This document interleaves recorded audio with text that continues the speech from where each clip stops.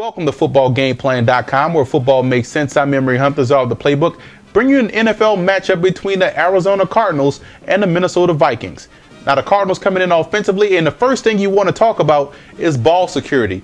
Fumbles by the running backs, interceptions by the quarterbacks, drop passes by the wide receivers. You guys have to protect the football. You have to respect the football. That's going to give yourself a shot offensively. If you can control the ball, that way you have a chance. You know, you guys are giving up you're leaving a lot of points on the field by turning the football over, and that's why you find yourself behind in games. Protect the football, and you find yourself to have a lot of success on offense. You also want to keep Fitzgerald on the move. Just don't align him up at the split or at the Z. Keep him on the move. That way you find a more favorable mismatch that you guys want to exploit. So it's that way it's up to you guys to keep him on the move. You're going to find a lot of favorable mismatches against this Vikings secondary. And speaking of that Vikings secondary, you want to attack Madu Williams in coverage. That's the one weak link of that Vikings defense. Attack him in coverage. He gives up a lot of big plays in the passing game. That way you're going to have some success.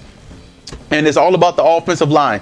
Pressure up the middle will kill you guys. So that's why the matchup between Alan Faneca and Kevin Williams is going to be huge. If Faneca could get these guys neutralized at the front, then those tackles are going to do that much better protecting against Ray Edwards and Jared Allen. Now, defensively, what you want, it's important to play aggressive against the run. You guys are struggling in stopping the run, but you have to be active and aggressive. Stopping the run is an attitude. And if you don't have the right attitude going into stopping the run, teams are going to gash you like they do throughout the season. And take chances in the secondary. Favre is going to give you some shots to make some interceptions. If Tavares Jackson is back there, he's going to give you some shots. So that way, take some chances and you find yourself making some winning plays on defense.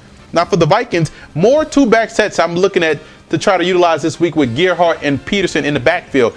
Both these guys are vastly underrated pass catchers out of the backfield. So get these guys both in the backfield, allow them to block for each other, similar to what Marcus Allen and Bo Jackson used to do effectively with the Raiders back in the early 90s, early 90s. So get these guys in more two-back sets. That way you'll be able to effectively take advantage of the whole field instead of just one side.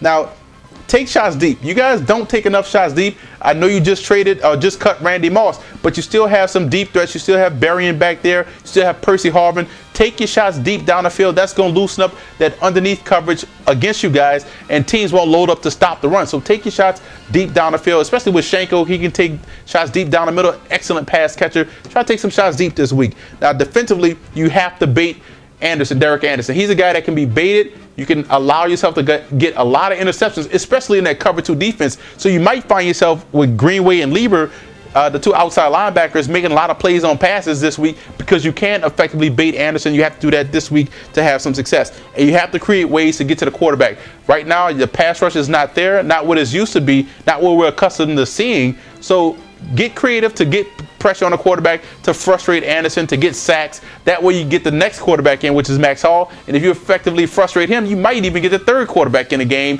which is John Skelton. So you want to find creative ways to get to the quarterback, to get back to rushing the passer like we all know the Vikings can do with that talent on the defensive front. I'm going with Minnesota in this game. Right now, they do have enough firepower on offense to effectively neutralize this excitement on defense from the Cardinals. The Cardinals do have an active defense with a lot of playmakers, but the Vikings have the offense, the ball control, offensive line, and some big playmakers on the ends to catch these guys slipping in the defensive side of football. So I think the Vikings will win this one at home in front of a raucous crowd in Minneapolis. For more NFL previews, visit footballgameplan.com/NFL or visit our YouTube channel at youtube.com/footballgameplan.